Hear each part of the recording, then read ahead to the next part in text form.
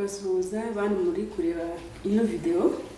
Nitwa Uwamahoro Odette Giovannis, nkaba ngiye kubereka uburyo duteka igikoma cya Monti. Hano dufite ifu y'igikoma ya Monti y'uruganda rwa Lenigo Health Food.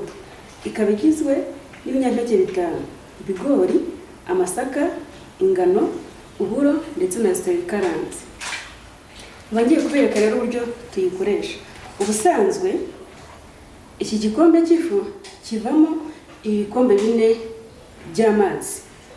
Ibyo tugikoresha. Ariko iki cyacu dufata ibikombe 6 tugatekamo iyi fu gikombe kimwe.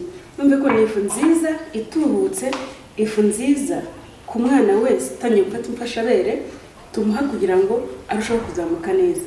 Ni ifu inoze, iryoshye kandi isa neza.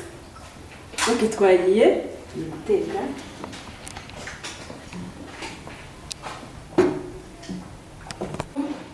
Igikoma cyacu turimo turagiteka gisa neza, igikoma kiryoshye, igikoma kinoze. Turimo turagiteka, twibuke ko ari igikoma umwana ufite amezi 6 atangira gufata atakiyunguruye.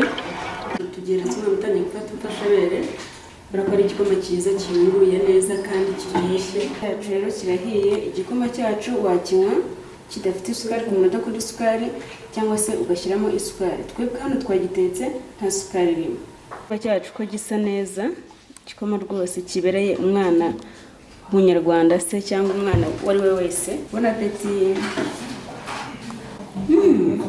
Kiraryoshye n'ukuri.